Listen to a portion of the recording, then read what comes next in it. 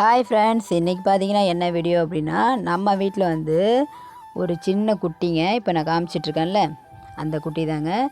வீட்டில் போயிட்டு அரிசி சாப்பிட்டா, அரிசினா ரொம்ப நிறையா இல்லை, லைட்டாக அந்த இறஞ்சி கிடக்கும்ல அந்த மாதிரி அரிசியை தான் சாப்பிட்ருச்சு.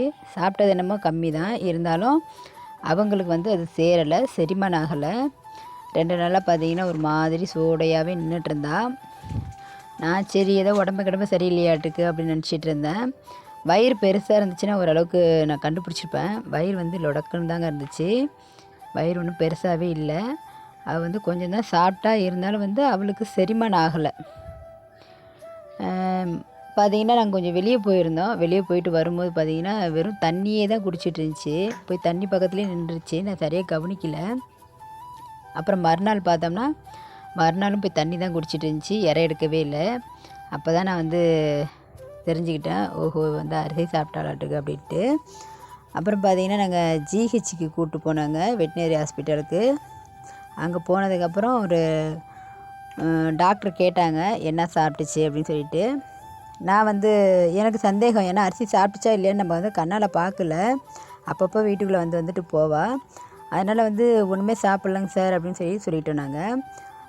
சார் வந்துட்டு நல்லா தட்டி வயிற்றெல்லாம் தட்டி பார்த்துட்டு அவங்க வந்து கரெக்டாக கண்டுபிடிச்சிட்டாங்க, ஏதோ சாப்பிட்ருக்கு அப்படின்னு சொல்லிட்டு. நீங்கள் வந்து தண்ணி தீனி எதுவுமே வைக்காதீங்க அப்படின்னு சொன்னாங்க. ஆனால் வந்து நாங்கள் அதை கண்டுபிடிக்கிறதுக்கு முன்னே அவள் கொஞ்சம் தண்ணி குடிச்சிட்டா.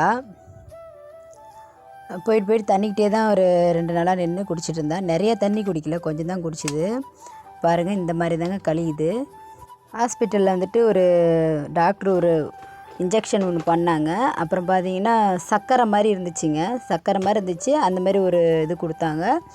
அதையும் வந்து தண்ணியில் எந்த அளவுக்கு தண்ணி கம்மியாக வச்சு அதை கலக்கி கொடுக்க முடியுமோ கொடுங்க அப்படின்னு சொல்லிட்டு சொன்னாங்க. நம்ம வந்து அந்த மாதிரி கொடுத்தோம். அது கொடுத்து கொஞ்சம் நேரம் கழித்து பார்த்திங்கன்னா இந்த மாதிரி நல்லா தண்ணி மாரி பீச்சு நல்லா கழிஞ்சிட்டு இருந்துச்சுங்க. ஏன்னா வந்து இறையும் சாப்பிடல 2 நாளாக, அரிசி ரொம்ப அதிகமாக சாப்பிடல. அதிகமாக சாப்பிட்ருந்தா அந்த அரிசி மாதிரி அப்படியே கழிஞ்சி வரும். இது வந்து ரொம்ப அதிகம் சாப்பிட்லாங்கிறதுனால தண்ணி தான் நிறைய குடிச்சிருந்துச்சு. அதனால் தண்ணி மாரியே அந்த அரிசி கொஞ்சம் கரைஞ்சி வெளியே வந்துட்டு இருந்துச்சு. நம்ம வந்து பிடிச்சி கட்டி போட்டாங்க. ஒரு 2 நாள் ஃபுல்லாக பட்னியாக கிடக்கட்டும் அப்படின்னு சொல்லிட்டு கட்டி போட்டுட்டோம். அது இல்லாமல் பார்த்திங்கன்னா இதுவளோடு சேர்ந்து இன்னொரு குட்டியும் வந்து போய் கொஞ்சம் சாப்பிட்ருப்பா போல், அவளையும் அந்த மாதிரி தாங்க கட்டி போட்டேன். ஆனால் அது ஓரளவுக்கு நல்லா தெளிவாக இருக்குது அந்த குட்டி. இந்த குட்டி தான் கொஞ்சம் சோடையாகவே இருக்குது. நம்ம பார்த்தோம்னா அரிசி சாப்பிட்ருச்சா இல்லையா அப்படிங்கிறத ஈஸியாக கண்டுபிடிச்சிடலாம். ஆடு பாருங்கள் கண்ணு சொருகுன மாதிரி ரொம்ப டல்லாக இருக்குது. இது 2 நாள் நல்லா ஃபுல்லாக தண்ணி வைக்காமல் பட்னி போட்டோம்னா அந்த வயிற்றுக்குள்ளே இருக்கிற அரிசி எல்லாமே அப்படியே கழிச்சல் மூலயமா வெளியே வந்துடும். இது இல்லாமல் நாங்கள் வந்து என்னென்னா ஜிலிசல் கொஞ்சம் வாங்கிட்டு வந்துருந்தோம், ஒரு 100 ml.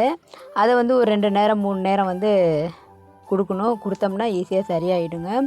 இது மாதிரி எங்கள் வீட்டில் வந்து ஒரு 2-3 ஆடு அரிசி சாப்பிட்ருக்கு. அதை நாங்கள் வந்து க்யூர் பண்ணியிருக்கோம். அந்த ஒரு இதில் தான் நான் சொல்லிக்கிட்டு இருக்கேன். இப்போ நம்ம வீட்டில் பார்த்திங்கன்னா ஆடு இருக்கிற இடமும் நம்ம வீடும் ரொம்ப பக்கமுங்க. அதனால் பார்த்திங்கன்னா நம்ம ஆள் இல்லாத சமயம் வீடு கதவு வந்து திறந்துருந்துச்சுன்னா ஆடு வந்து வீட்டுக்குள்ளே போயிட்டு அரிசியை சாப்பிட்ருது. முடிஞ்ச அளவுக்கு ஆடு இருக்கிற இடத்தையும் நம்ம குடியிருக்கிற இடத்தையும் கொஞ்சம் தூரம் வச்சுக்கிறது ரொம்பவே நல்லதாக இருக்கும். நம்ம வந்து இதனால் வந்து நிறைய ஆடுகளை வந்து இழந்திருக்கோம், நிறைய ஆடுகளை காப்பாற்றியிருக்கோம். இதெல்லாம் எப்படி காப்பாற்றணும் அப்படின்னு வந்து தெரியாமலே வந்து ஆரம்ப காலகட்டத்தில் வந்து நிறைய ஆடுகளை வந்து நாங்கள் வந்து இழந்திருக்கோங்க. இப்போ அது மாதிரி வந்து நீங்கள் யாரும் அந்த தப்பை செஞ்சிடக்கூடாது அப்படிங்கிறதுக்காக தான் இந்த வீடியோ. எப்படி காப்பாற்றணும், எப்படி ஈஸியாகவே காப்பாற்றிடலாம். ஒரு 100 ml வந்து ஜெலிசில் வாங்கிட்டு வந்தீங்கன்னா போதுங்க. ஒரு 2 நேரம் காலையிலையும் அந்தியிலையும் பார்த்திங்கன்னா பெரிய ஆடாக இருந்தால் அரை பாட்டில் காலையில் ஊற்றிடுங்க, சின்ன ஆடாக இருந்தால் அரை பாட்டில் வந்து சாயந்தரமாக ஊற்றிடுங்க. ஒரு 2 நேரம் ஊற்றுனீங்கன்னா ஓரளவுக்கு க்யூர் ஆகிடும். முடிஞ்ச அளவுக்கு 2 நாளைக்கு தண்ணி தீனி எதுவுமே வைக்காதீங்க.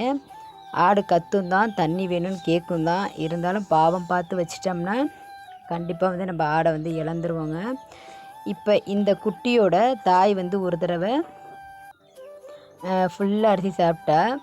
ஒரு 2 நாள் அப்படி தான் ஃபுல்லாக போட்டோம். இவள் வயிற்றில் இருக்கும் போதே தான் அரிசி வந்து சாப்பிட்டுட்டா. ஃபுல்லாக வந்து பட்னி போட்டாச்சுங்க, ஒரு 2 நாள் பட்னி போட்டாச்சு. அந்த வீடியோ வந்து நான் நம்ம யூடியூப் சேனலில் இருக்குது. அதோட லிங்க் வேணால் நான் கொடுக்குறேன். பார்க்கணுன்னு ஆசைப்பட்றவங்க போய் பாருங்கள்.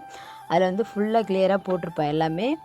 எப்படி என்ன செஞ்சோம், எந்த மாதிரி கொடுக்கணும் அப்படின்னு சொல்லிட்டு எல்லாமே போட்டிருப்போம். யாராவது பார்க்கணும் விருப்பப்பட்டீங்கன்னா நான் வந்து ஃபஸ்ட் கமெண்டில் வந்து பின் பண்ணுறேன் அந்த வீடியோட லிங்க்கு. போய் பாருங்கள். ஆடுகள் வந்து அரிசி சாப்பிட்டுச்சுன்னா முக்கியமான பாயிண்ட் எதுனா, தண்ணி கொஞ்சம் கூட குடிக்கக்கூடாதுங்க. எங்களுக்கு வந்து ஆரம்பகத்துலலாம் தெரியவே தெரியாது தண்ணி குடிக்கக்கூடாது அப்படின்னு சொல்லிட்டு. எங்கள் வீட்டுக்காரர் என்ன பண்ணுவார் அப்படின்னா, தண்ணியை ஃபுல்லாக வச்சுருவார். ஏன்னா தண்ணி குடிச்சதுன்னா அது நல்லா அடிச்சுக்கிட்டு வெளியே வந்துடும் அப்படிங்கிற மாதிரி அவரோட மைண்ட் செட்டு ஆரம்பத்தில். இப்போ பார்த்தீங்கன்னா தண்ணி வைக்கக்கூடாது அப்படிங்கிறது ரீசெண்டாக ஒரு 2 வருஷமாக தான் நாங்கள் தெரிஞ்சுக்கிட்டோம். சரி, நம்ம தெரிஞ்சுக்கிட்டது வந்து நம்ம சப்ஸ்கிரைபர்களுக்கும் நம்ம வந்து சொல்லணும்.